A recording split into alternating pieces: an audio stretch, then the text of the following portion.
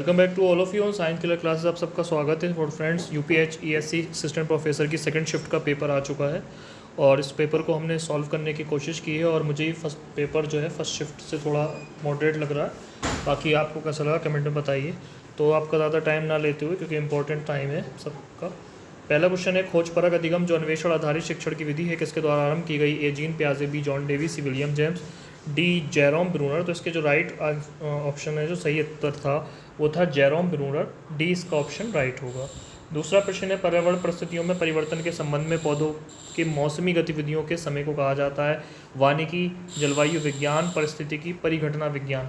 तो ये मौसमी जो गतिविधियों का समय है जो है इसका जो परिवर्तन के संबंध में, यानी उसकी जो परिस्थितियों के जो संबंध में विज्ञान हो सकता है वो जलवायु या क्लाइमेटोलॉजी कहलाता है। बी ऑप्शन इसका सही है। क्वेश्चन नंबर 3 है, संघीय बजट 2025-26 के तहत पहली बार कल्याण हेतु सामाजिक सुरक्षा स्कीम का प्रस्ताव दिया गया है। ए महिला श्रमिकों के लिए, बी ऑनलाइन प्लेटफॉर्म श्रमिकों के लिए, बी सी विनिर्माण क्षेत्र के श्रमिकों के लिए, डी कृषि क्षेत्र के श्रमिकों के लिए। आप सबको मैं ये बोलूँगा कि आप सब जो है बजट ज़रूर पढ़ के जाए एक बार, क्योंकि बजट से प्रश्न इस बार ज़रूर दिए हैं। तो उसका राइट ऑप्शन था बी, ऑनलाइन प्लेटफॉर्म श्रमिकों के लिए। उसके बाद अगला प्रश्न है चौथा, गीगाबाइट शब्द का तात्पर्य है? A 1024 gigabyte, B 1024 megabyte, 1024 bytes, 1024 kilobyte. तो गीगाबाइट का मतलब होता है जीबी और 1 जीबी में होते हैं 1024 मेगाबाइट। तो राइट वाला जो ऑप्शन है इसका वो बी है। बी ऑप्शन राइट होगा। नीचे दो कथन दिए गए हैं, इसको थोड़ा सा अगले पेज में पढ़ेंगे। जब कोई जहाज़ नदी से निकलकर समुद्र में प्रवेश करता है तो वह कुछ ऊपर उठ जाता है और कारण दिया है समुद्र के जल का घनत्व नदी के जल के घनत्व से अधिक है।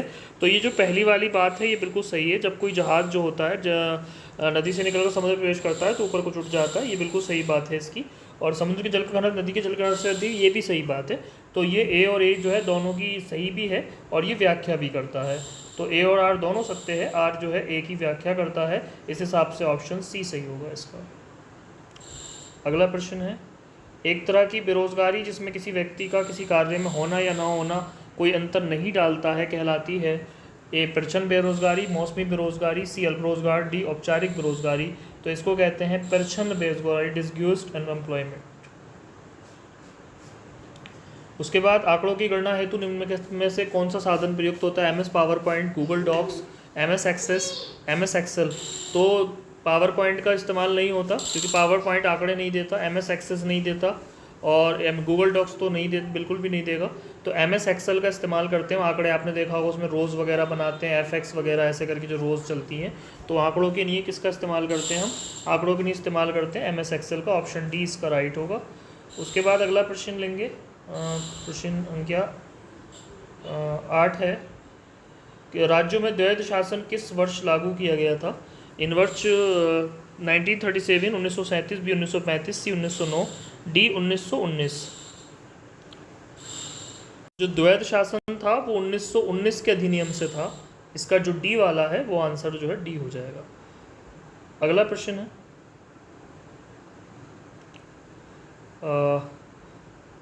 इनमें से जो G20 समिट है वो कहाँ पर हेल्ड होगा? तो G20 समिट जो है मास्को रशिया, 19th पूछा है इन्होंने, सॉरी, जकार्ता इंडोनेशिया, सी न्यू दिल्ली इंडिया और D Rio de Janeiro Brazil. तो ये हुआ था इसमें आपका रियो डी जेनेरियो में, और जो 20वां है वो होगा साउथ अफ्रीका में। इनमें से कौन सा इनपुट डिवाइस है? ए बेल रीडर, बी प्रोजेक्टर, सी बारकोड रीडर, डी मॉनिटर। तो राइट ऑप्शन था barcode reader. Barcode reader input device है। प्रश्न 11 है, स्वच्छ भारत अभियान की शुरुआत कब हुई? ए 28 अगस्त 2014, बी 22 जनवरी 2015, सी 2 अक्टूबर 2014, डी 21 अगस्त 2014। इसका राइट ऑप्शन था अक्टूबर 2014, ऑप्शन सी। निम्नलिखित ग्रह को उनके कक्षीय अवधि के आधार पर घटते क्रम में व्यवस्थित कीजिए। एक शनि, मंगल, बृहस्पति, यूनस। अगर मैं बात करूं तो इनमें से जो सबसे ज़्यादा समय होता है वो होता है आपका इसका यूरेनस का समय होता है सबसे ज़्यादा, और इसके बाद जो होता है इसका होता है समय आपका शनि का, और उसके बाद होता है आपका बृहस्पति का, और उसके बाद होता है मंगल का। इस हिसाब से ऑप्शन जो डी है वो इसका राइट होगा।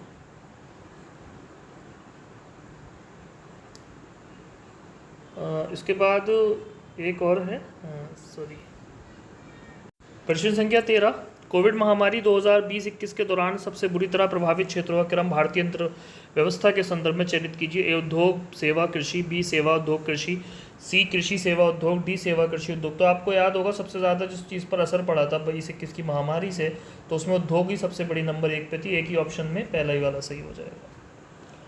उसके बाद निम्नलिखित में से कौन एक मानव प्रतिभागियों को शामिल करने वाले शोध का प्राथमिक नैतिक विचार है? ए प्रतियोगी प्रतिभागियों की गोपनीयता बनाए रखना, बी उन्नत शोध पद्धतियों का प्रयोग करना, सी सांख्यिकी महत्व सुनिश्चित करना, बी विशाल प्रतिदर्श आकार प्राप्त करना। तो इसका जो है ए ही सही हो जाएगा, इसका भी 14वें का भी ए ठीक है। और इसके बाद अगला प्रश्न लेंगे, ये तो हो गया। 15 है, निम्नलिखित में से कार्बन वायुमंडलीय गैसों को उनके आयतन प्रतिशत के घटते क्रम में व्यवस्थित करिए। आसान सा सवाल था। सबसे ज़्यादा नाइट्रोजन होती है, तो नाइट्रोजन 78% होती है और नाइट्रोजन 21% होती है। तो सेकंड का ऑप्शन सिर्फ एक ही है बढ़ते हुए क्रम से, तो हम पता लगा लेते कि बी वाला ही इसका आंसर राइट होगा। उसके बाद अगला प्रश्न है 2024 में भारतीय प्रतिभूति एवं विनिमय बोर्ड सेबी का अध्यक्ष किसे नियुक्त किया गया था? तो ये नियुक्त किया गया था आपके अजय त्यागी साहब को। ठीक है, A DR. Mehta, B UK Sinha, C Ajay Tyagi, D Madhabi Puri Buch. ये इनसे पहले थी। इसके बाद अजय त्यागी और उसके बाद अभी जो है नए बनाए हैं 1 मार्च 2025 को। कमेंट करिएगा कौन बनाए गए हैं। ठीक है, उसके बाद 7वां की अगर बात 17वें के क्वेश्चन की बात करें कि संविधान संशोधन द्वारा सहकारी समितियों को संवैधानिक दर्जा प्रदान किया गया। 101वां संविधान संशोधन, बी 99वां संविधान संशोधन, सी 96वां संविधान संशोधन, डी 97। तो 101वां जो था जीएसटी का था और 97 जो था ये था आपका सहकारी समितियों का। तो राइट ऑप्शन डी था इसका।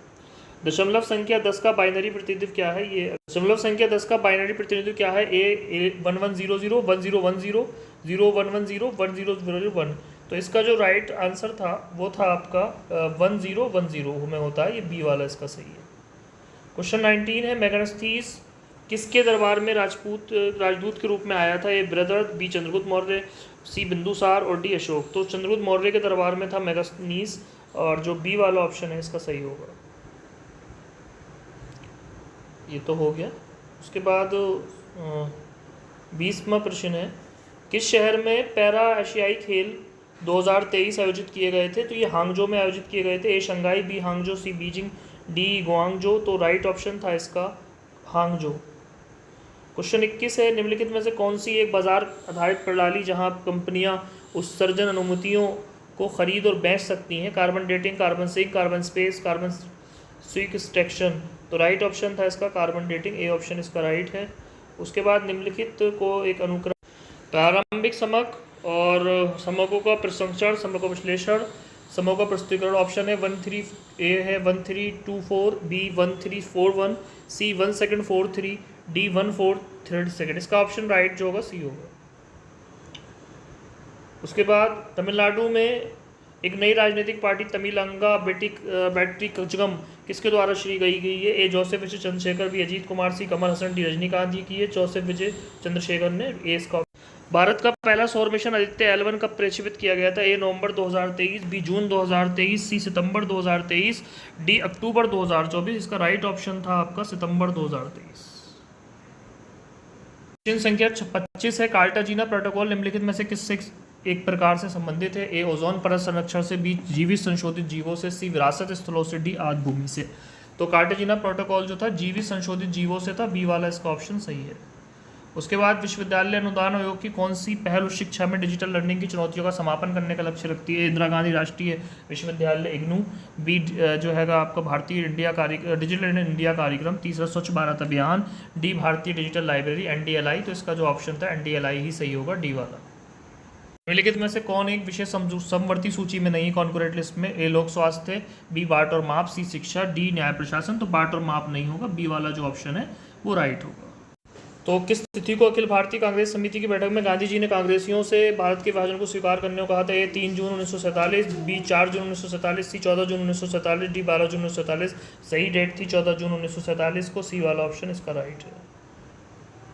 प्रश्न संख्या 29 है, समाजमिति परीक्षण का प्रयोग सर्वप्रथम किसने किया था? A Edwards, B JL Moreno, C A Davis, A J रेड्स। तो इसका राइट आंसर था JL मैरिनो, बी वाला ऑप्शन इसका राइट है। अगला 30 क्वेश्चन है, भारतीय संविधान के किस अनुच्छेद के तहत शिक्षा के अधिकार को मौलिक अधिकार के रूप में गारंटी दी गई? अनुच्छेद 32, अनुच्छेद 19, अनुच्छेद 21 है, बी अनुच्छेद 45। तो इसका जो राइट ऑप्शन होगा वो सी होगा, क्योंकि अनुच्छेद 21 के तहत ये दी गई थी। तो ये थे फ्रेंड 30 क्वेश्चन जो शिफ्ट के हम लेकर आए थे। वीडियो पसंद आई हो तो इसको शेयर करें, लाइक करें, सब्सक्राइब करें चैनल को। Thank you very much to watch the full video.